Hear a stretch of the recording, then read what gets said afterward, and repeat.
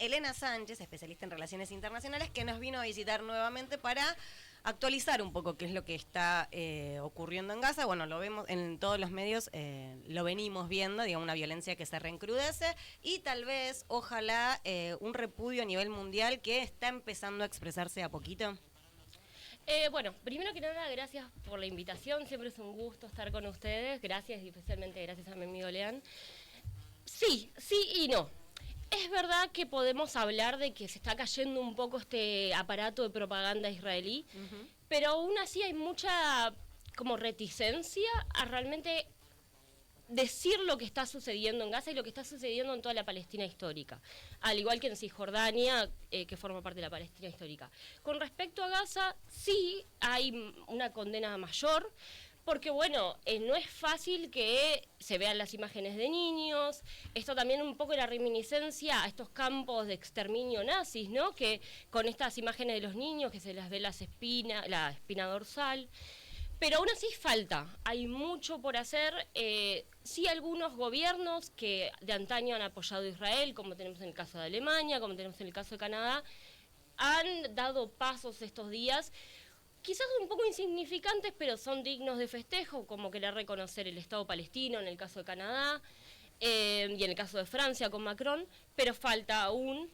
También es digno y es interesante agregar que hay muchos periodistas argentinos que siempre han tenido como un discurso muy leve con la situación de Gaza, especialmente desde el 7 de octubre, que ahora están empezando a ponerle nombre a la situación. Pero sí, si uno afina el oído, siempre es como, bueno, hay un sujeto tácito, al estilo de, bueno, murieron 5 periodistas en la Franja de Gaza. Murieron, así, de la nada. Claro, como la crisis ha causado 5 muertes. Ese estilo es como, y se escuchan las radios mainstream en el país, es como, bueno, con respecto a lo que sucedió antes de ayer con el periodista Anar Sharif, bueno, murieron 5 periodistas, pero entonces, ¿quién? ¿Por qué murieron? ¿Quién los mató? ¿Por qué causa? ¿En qué contexto? Y esto, claro, y en esto creo que es muy importante para especialmente nosotros, los jóvenes, de hacer hincapié y preguntar, bueno, ¿quién lo mató? ¿Por qué? ¿A dónde se da todo esto? En vez de decir, bueno, murieron 5, o bueno, vienen muriendo de hambruna tantos niños en Gaza. ¿Por qué? Claro, aparte del estilo de hambruna en Gaza. Como si fuese un hecho aislado, como si fuera algo natural, claro. Hay hambruna porque, bueno, es Medio Oriente y no hay agua.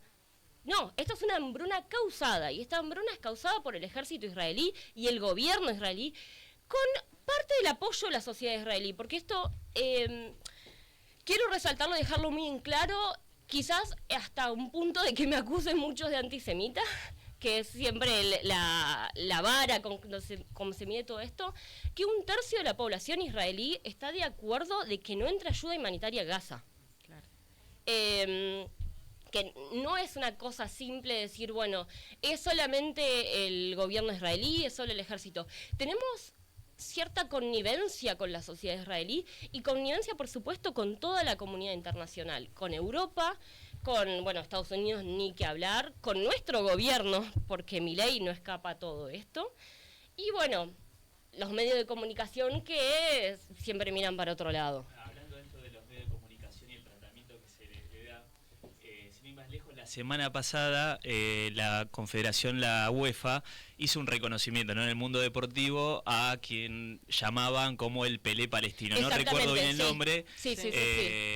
Recordándolo, ¿no?, por el fallecimiento, pero claro, no decían... No, el fallecimiento. Y ahí Mohamed está, Salah, figura de Liverpool, replica ese Twitter y pregunta, pero ¿por qué no señalan cuáles fueron los motivos de la muerte? Y bueno, y hablan de la historia del, o sea, invisibilizado totalmente, listo, murió, pero nadie sabe bien por qué. Exactamente, como que parece que hay una cierta pena y cierto temor a decir, bueno, pero lo está matando el ejército israelí. Sí.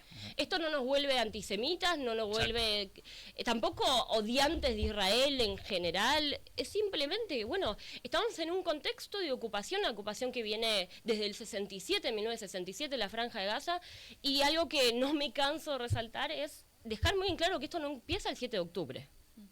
Esto ya viene de un tiempo y hay todo un proceso de colonización de la Franja de Gaza, que encima la Franja de Gaza no solía ser una franja, solía ser todo un territorio, que a su vez, que esta población de Gaza, toda la población que ahora donde se está cometiendo un genocidio, son palestinos desplazados de otras partes de la Palestina histórica. Cuando se forma el Estado de Israel en el 48, se desplaza toda esta población y se la lleva a la Franja de Gaza. Ahora Israel igual propuso la ocupación total, ¿no?, de Palestina. ¿Qué implica eso? No, lo que propone y lo que dijo que está dispuesto a hacer Netanyahu es ocupar la ciudad de Gaza, porque nosotros tenemos la Franja de Gaza en general y después tenemos la ciudad, que sería una suerte de capital de la Franja de Gaza. El norte de Gaza ya está ocupado. Eso en un momento se lo descolonizó, también estuvo ocupado mucho tiempo con colonos israelíes de corte religioso sionista. El sionismo es ¿cómo decirlo? Es la ideología política del judaísmo. La Franja de Gaza estuvo ocupada, luego, bueno, no quiero entrar en tanto contexto histórico para no marear, esos colonos se los saca y ahora sí ocupada militarmente el norte de Gaza, pero a su vez, antes del 7 de octubre, la Franja de Gaza, sin colonos israelíes adentro, tenía un espacio limitado, no podía hacer uso total de sus recursos al mar, el aire. Los palestinos no podían salir. Los palestinos de la Franja de Gaza tienen solamente dos formas de salir de la Franja de Gaza, que una es con permiso israelí y otro con permiso del gobierno egipcio, de las cuales es casi imposible, y es sabido hace muchos años que mueren palestinos directamente en estos checkpoints, se les llama checkpoint, que es todo el trayecto para poder salir de la Franja de Gaza, en innumerables oportunidades para recibir tratamientos oncológicos. Claro. Sí, es inhumano. Hay un problema en materia de derechos humanos que es mundialmente evidente, digamos. Sí. Y perdón la asociación, pero en Alemania, para pasar de Alemania federal a Alemania occidental, existían estos checkpoints. Digo porque como que simbólicamente también se juega cuestiones que son muy pesadas. Claro. Y nada, me parece que era importante como tenerlo a consideración. Totalmente. Bueno, igual si nos vamos al momento actual, es la situación humanitaria más desoladora que hemos visto en la Franja de Gaza en los últimos 70 años, se podría decir, porque esta hambruna que está siendo llevada a cabo deliberadamente por el gobierno de Israel, si bien hubo una destrucción paulatina desde el 7 de octubre en la Franja de Gaza, estamos hablando de un 80% de su territorio completamente arrasado. Escuelas, hospitales, centros de salud, universidades, por ejemplo, la universidad más antigua de Gaza, que era la universidad Al-Azhar, si mal no recuerdo, o Al-Aqsa, perdón, lo chequeo, también se la destruyó. Entonces se viene destruyendo toda la infraestructura y actualmente el 80% de la infraestructura de Gaza está destruida. Claro. Así, no hay forma de reconstruir. Entonces, a ver, para empezar un poco la trayectoria de esta hambruna. Israel en marzo de este año decide sacar a todas las organizaciones, la Franja de Gaza, a ser territorio sitiado y controlado en su totalidad por Israel, o sea, sus fronteras, quién entra y quién sale, más allá de que, bueno, jamás tenía el dominio político de la Franja de Gaza, decide sacar las organizaciones internacionales que trabajaban en la franja, muy pocas, es muy difícil entrar a la Franja de Gaza. Yo, por ejemplo, desde el 2019-2020 estuve haciendo trabajo humanitario en Palestina, estuve en Cisjordania, y la Franja de Gaza no teníamos permitido entrar. Entonces, estas organizaciones que sí tenían el permiso de trabajar en la Franja de Gaza, Israel las retira. También muchas organizaciones, hay que decirlo, que decidieron retirar a sus trabajadores, pues estamos hablando de ya casi 300 operadores humanitarios directamente aniquilados por el Estado de Israel. O sea, 300 de Médicos Sin Fronteras, de UNRWA, de distintas organizaciones que forman parte de las Naciones Unidas, aniquilados. Entonces, bueno, Israel decide sacar estas organizaciones y dice, yo me voy a hacer cargo de la ayuda humanitaria, y crea la Gaza Humanitarian Foundation. De humanitarian No, tiene nada. Para contarles un poco, si nos vamos a los números, conforme el World Food Program, una persona para no morirse de hambre tiene que consumir tanto alimento al día. No estamos hablando de engordar, de ser feliz, de disfrutar la comida, no, de no morirse. Exactamente, lo sobrevivir. Israel permite al día que los palestinos consuman un cuarto de esto que pueda sobrevivir. Un cuarto. No permiten que entre ayuda humanitaria que se manda a distintos países a Gaza, que Argentina ha mandado, el año pasado se mandó a través de la Embajada de Palestina.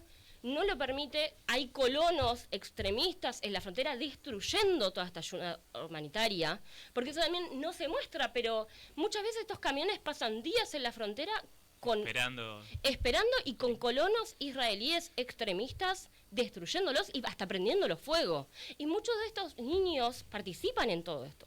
Van los padres colonos israelíes a directamente destruir estos camiones de ayuda humanitaria. Niños, a ver, estamos hablando de adoctrinamiento también a niños. Generar el odio ya desde la infancia. Exactamente. Entonces, bueno, decide esto, los palestinos que están consumiendo con suerte un cuarto de lo que tienen que consumir diariamente, y hay solo 4 lugares en la franja donde se puede ir a solicitar alimento, en un promedio de 11 minutos al día. Ahí se ven imágenes que son realmente escalofriantes, son terribles. Sí, 11 minutos al día. Imagínense para una familia de 5 niños, tener 11 minutos al día, con suerte de llegar a conseguir alimento para sus niños.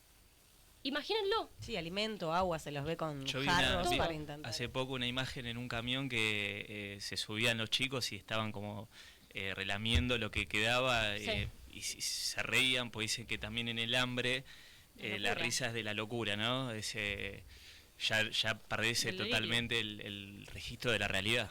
Es que sí, los palestinos, y no se los puede culpar, están perdiendo la poca humanidad que se les permitió tener a lo largo de los años. Los gazatíes vienen ya de una situación terrible podríamos decir, desde el 1967 hasta ahora. Entonces, bueno, con estos 11 minutos, por supuesto que muchas familias no llegan a conseguir alimento. Algunos países, como por ejemplo Jordania, como Turquía, mandaron ayuda humanitaria por el aire, pero no alcanza. Claro. No alcanza. Aparte, por supuesto que cuando llegan miles, porque estamos hablando de que la población de la Franja de Gaza estamos, ya no lamentablemente, pero se estipulaba 2 millones de personas, estamos en 1 millón y algo, porque tenemos desde el 7 de octubre más de 60.000 muertos, de los cuales 18.000 son niños, más de 250 periodistas aniquilados por el ejército de Israel, y bueno, por ejemplo, el día de ayer murieron 5 personas de hambre, de los cuales 3 adultos y 2 niños. Se los mató de hambre, en realidad, si volvemos a las formas. Pero bueno, en estos 11 minutos que tienen, en estos 4 lugares que dan ayuda humanitaria, que la controla Israel, se generan avalanchas humanas. Lo que hacen los francotiradores israelíes es directamente dispararles. Y a los niños, ya Médicos Sin Fronteras denunció que a los niños se les dispara directamente al pecho. Es tremendo. ¿Qué hay del pedido de captura internacional del primer ministro? Bueno, a ver... Netanyahu, al igual que el ex ministro de Defensa israelí, tienen orden de captura solicitada por la Corte Penal Internacional. Argentina tiene la obligación internacional, porque nosotros, como país soberano y democrático, y que siempre hemos respetado el derecho internacional público y el derecho internacional humanitario, de detener a Netanyahu si viene a la Argentina. La idea, ayer Milei le mandó la carta de invitación formal. ATE, y al igual que Hijos, la división de Capital Federal, directamente solicitaron que algún juez, porque conforme la normativa internacional, podría detenerlo, y hay 2 opciones: que se lo detenga en Argentina y se lo juzgue en Argentina como efectivamente criminal de guerra, porque bueno, es una persona que hay... hay sobrada evidencia de que ejerce y ejerció delitos, o sea, tiene el crímenes de guerra, lesa humanidad, hambruna, son distintas, además de la violencia sexual hacia las mujeres palestinas. Hay que detenerlo y se lo puede o juzgar en la Argentina o directamente mandar a La Haya. Argentina no tiene convenio de extradición con Israel, por lo cual en todo caso si se lo detiene acá, se podría permitir obviamente que lo juzgue Israel, igual es medio como... Sí, es inverosímil, ¿no? Sí, la sí, realidad política que también está viviendo Argentina de que esto pueda llegar a ocurrir, claro. ¿no? No sé, yo tengo sentimientos encontrados al respecto, porque por un lado digo, ¿quién lo va a tener? ¿Quién juez va a tener la cintura política para solicitar que se lo detenga? ¿Quién? No. Nadie. Sí, el único caso, digamos, que uno puede trazar determinado paralelismo es el caso de Putin en la reunión de los BRICS con Sudáfrica, donde él también tenía un pedido de captura por la Corte Penal Internacional y los BRICS se juntaban justamente en Sudáfrica y corría riesgo de ser capturado en un país miembro donde uno dice, bueno, no sé, es un país miembro de los BRICS, a lo mejor probablemente vaya porque esté cuidado, y sin embargo Putin eligió participar vía virtual de esa reunión por miedo a quedar detenido. En este caso entiendo que obviamente las condiciones políticas son distintas, pero bueno, a lo mejor un poco en esta cuestión de ambivalencia podría llegar a darse una situación de captura si es que viene. La verdad es que no lo sé, digamos, es hacer futurología, sí. pero digamos, para trazar un tipo de analogía, ese caso es el más similar. cercano que nosotros tenemos.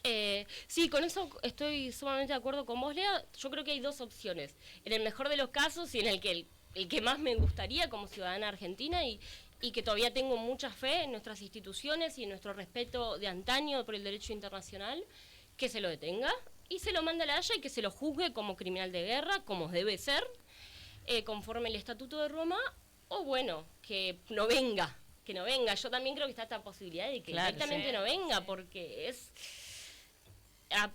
o por lo menos si viene que haya manifestaciones contundentes en la Argentina. Bueno, hubo una, ¿no? Este último sábado. Exactamente, acá. el sábado hubo un promedio de 10.000 personas. Es un montón, sí, ¿no? Sí, Para- fue bastante Sí. grande. Sí, fue grande. También hubo en distintas partes de nuestra Argentina, más chicas, por supuesto. Buenos Aires es más grande, estuvo muy organizada. En esto mando mis felicitaciones al movimiento de Judíes por Palestina, porque son un grupo de personas judíos que están luchando contra viento y marea porque todo esto sea visible. Como vimos recién en en Israel también, en el Gran Hermano, digamos, que grupos Sí, de jóvenes sí. interrumpieron el programa para poner en la mesa el genocidio. La discusión, Bueno, sí. es que- A ver, en el caso de Israel, efectivamente el sábado hubo manifestaciones importantes con un promedio de 100.000 personas. Yo igual en esto quiero, perdón mi pesimismo, No, está bien. quiero también hacer un paréntesis, quizás un poquito, o mejor dicho, poco feliz, mi paréntesis, pero creo que es importante no solo focalizar en cuántas personas hay en las manifestaciones, sino el mensaje de la manifestación. Porque en gran parte el mensaje de las manifestaciones en Israel era, no quiero que ocupen la franja, la ciudad de Gaza, y basta el hambre, porque la excusa de Netanyahu al hambre, además de que dice que no es así, que todo esto es mentira, que bla, bla, pese que Trump le dijo en la cara, bueno, me parece que esta gente está con hambre, Netanyahu lo que alega es, no, bueno, yo les mando ayuda humanitaria a través del Gaza Humanitarian Foundation, pero jamás la roba y la revende. Pruebas, seguimos esperándolas, al igual que el asesinato de tantos periodistas, Claro. especialmente de Anar al-Sharif. Pruebas, Israel no en donde presenta. también busca la excusa, ¿no? De infiltrados terroristas, digamos. Siempre ese discurso, porque bueno, efectivamente con el asesinato de Anas al-Sharif fue, bueno, él era terrorista, formaba parte de Hamas, porque supuestamente tiene una foto. Si tiene una foto con una persona que, o por supuesto yo no estoy a favor de Hamas, pero tener una foto con esa misma idea, bueno, Trump tiene una foto con Bashar al-Assad, otro terrorista. En el caso argentino han tenido fotos con Gaddafi, otro renombrado terrorista en nuestra historia, y ni que hablar las fotos de muchos presidentes de la historia con Hitler, con ese argumento. Pero más allá de eso, volviendo a las manifestaciones en Israel, estas 100.000 personas, gran parte del discurso era, no quiero que ocupen la ciudad de Gaza, porque esto va a recrudecer el conflicto, va a hacerlo más complejo y va a ser más difícil negociar por los rehenes. No olvidemos que todavía hay 50 rehenes secuestrados por Hamás en la Franja de Gaza, que se cree que solamente 20 de ellos siguen con vida. Esto no lo podemos saber, de estos 20 si siguen con vida. Entonces, bueno, los israelíes muchos alegan que va a ser más difícil si ocupamos la Franja de Gaza, si estamos con toda esta situación. ¿Cómo vamos a negociar? ¿Cómo nos sentamos? ¿Con qué cara nos sentamos a negociar? Entonces creo que más allá, por supuesto, que el mensaje debe ser que devuelvan los rehenes, efectivamente, es así, porque jamás, bueno, en esta orden de captura de la Corte Penal Internacional también se lo juzgaba al líder de Hamás, que Israel lo asesinó en junio de este año. Pero bueno, eso no quita la hambruna provocada por Israel, la ocupación, y esta ocupación que no solo es en Gaza, también es en Cisjordania y en Jerusalén Este, porque todo el foco está puesto en Gaza, pero el hostigamiento de los colonos en Cisjordania continúa, la destrucción de barrios históricos palestinos como Silwan en Jerusalén Este continúan, y bueno, hacemos todo la vista gorda, lamentablemente. ¿Y la solución viene de adentro o va a venir de esto, digo, de Alemania, de Francia, digo, de países que se manifiestan en las Naciones Unidas condenando esto? Creo que viene de los dos lados. Es una solución compleja también. ¿Cómo sería la solución? Bueno, eso es mi tema de tesis, que Lean lo sabe. ¿Cuál es la solución? Es muy ¿qué difícil. podemos esperar que pase? ¿Qué sería lo ideal que pase en este escenario tan complejo? Lo primero es el alto al fuego. Okay. Eso es esencial, el alto fuego, y que los palestinos reciban no solo alimento. Hay que, estos niños necesitan calcio, pues esto voy a tomar las palabras de la doctora Carolina Braco. Actualmente Gaza es un cementerio de niños. Están destruyendo toda la infancia palestina y es el futuro de los palestinos. Yo, con respecto a esta solución, creo que viene de dos lados. Uno, por supuesto, los estados y Naciones Unidas. Bueno, Estados Unidos tiene el poder de veto, entonces por ahí es un poco más difícil. Pero los estados sí, reconocer Palestina ayuda. Y después también hago un poco un llamamiento, perdón, me tomo el atrevimiento desde mi humilde opinión, de llamar también a las personas, a los consumidores, de que apoyemos el BDS. El BDS es el movimiento de desarme y sanción, de boicot, desarme y sanción a los productos israelíes. Es un poco complejo y a veces es difícil de seguir, pero bueno, este movimiento es un movimiento mundial que lo que dice, bueno, hay que sancionar a Israel económicamente de alguna forma. Y tenemos que buscar como individuos, por supuesto que siempre, obviamente que el poder mayor nunca va a estar en los individuos, sino en las empresas, pero como individuos decir, bueno, esto yo no lo consumo.